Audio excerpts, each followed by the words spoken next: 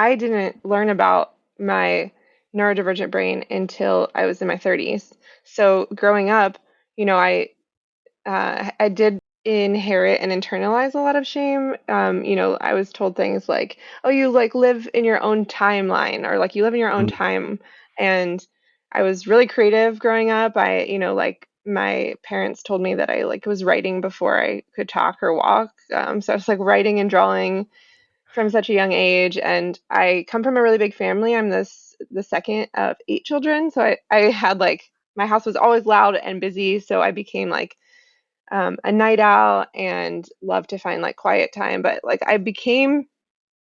there was like this sense of like, you're the weird one, like my Yeah. nickname at school is like strange or like smart girl. Like I was even bullied for being smart because um, I now know this is like an autistic thing, but I have like a somewhat of a photographic memory. And so like in school, I could like almost like repeat like definitions like verbatim because I could just like pull up the page in my mind.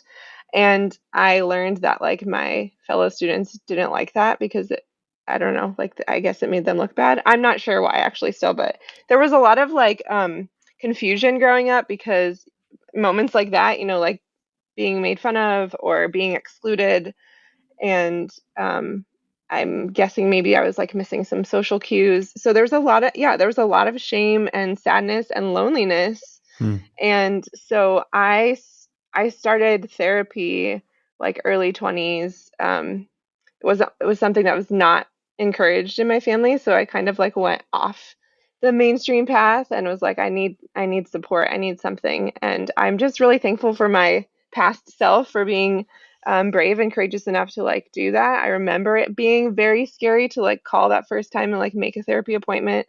But now I credit that to so much of where I am now that I, was able to get help and get support and learn to talk to myself in a kinder way. And Yeah.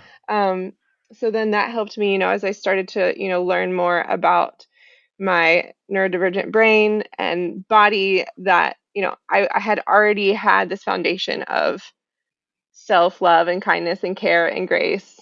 So I sort of just like right away embraced these diagnoses and really felt affirmed and validated because I was like, oh, of course, like this explains so much. And it felt mostly like an answer to a question, Yeah. instead of like something is wrong with you. So I feel like this information for me has really kind of liberated me and actually given me the permission slip to just be more of who I am without so much like qualifying of like why I am this way or like trying to figure out what's wrong with me and instead just being okay with who I am and then also like seeking support in order to do the things that I want to do because I think those are important things. And so I really feel like yeah, I'm in this new stage of my life where like pursuing this MFA is this path of pursuing support and saying yes to the work that really brings me to life and the work that I really want to do in the world because I'm someone who actually like I can do a lot of things and I'm really good at learning and I'm really good at figuring things out. So I think for me I've like had to learn that just because I can do it doesn't mean I should, and I'm learning to like understand what are the opportunities that really fuel my fire right now, and I want to move more in the direction of those.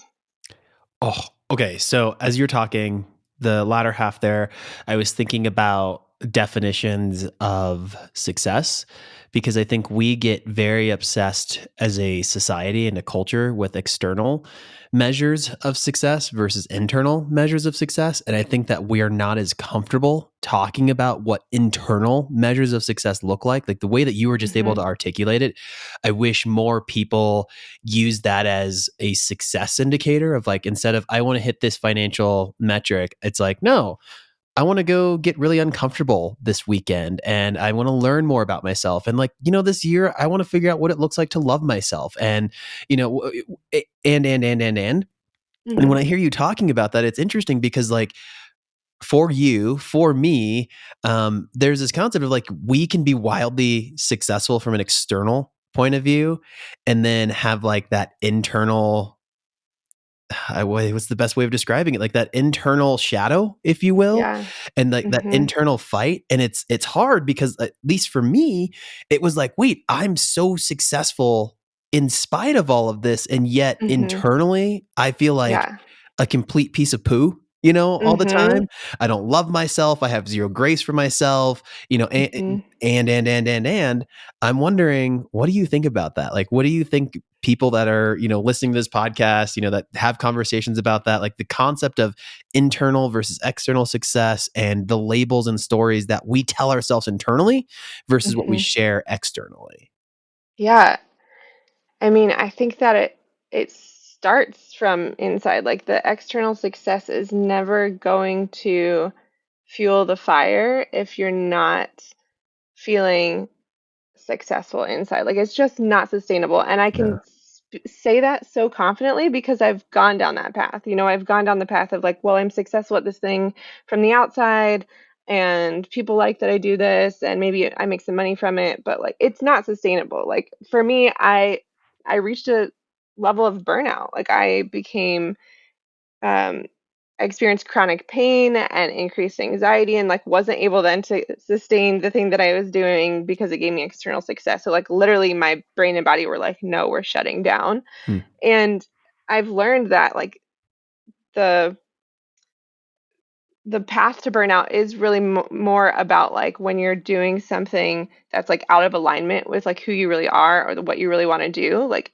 as personally speaking, like someone with ADHD, we have like an interspace nervous system.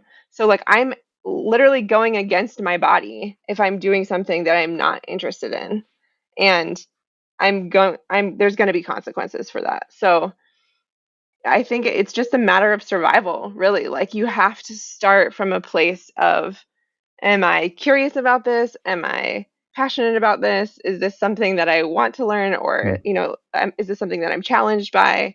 And then like along the way, I think there's the lessons of like the changing your self-talk and maybe adjusting your mindset around productivity. And there's so many internal lessons that contribute to the experience of getting to success. Like, um, I don't know. I think there's a quote coming to mind, but now it's lost on me. So I'm just gonna speak freely. Maybe it'll come back. But I think the cliche one is like it's not about the destination; it's about the journey. Yeah. And it's cliche, but it's true because like what is life if not that? And so like if we're just working for external success, like that's not life. What are we doing? Right. So I think what's so interesting listening to both of you talk about this measure of external success. I think there's also that if someone Googles either of you, like I think it would be pretty obvious to say like you have both also achieved this measure of external success, and that like kind of dissonance with feeling like you haven't made it yet, where someone, like coming from the outside, like I don't live in your brains.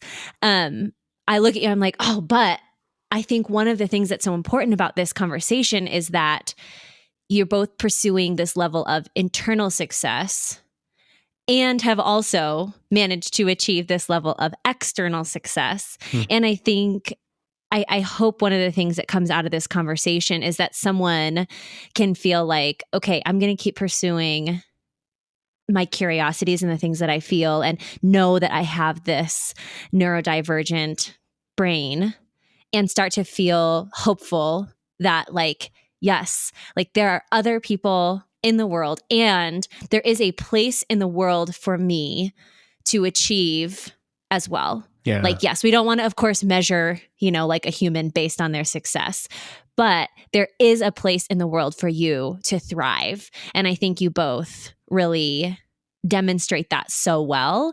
And so it gets me really excited about this conversation because we don't talk about it very often. We talk a lot about representation. And I feel like because that's kind of an internal thing, you don't get to see it represented as much, like there's no way to portray that on TV without like coming out and saying like, hello, I am a TV character with ADHD. But being able to have these really real conversations, for me, like I am leaving this conversation feeling so hopeful that there is a place in the Yeah. world for everyone.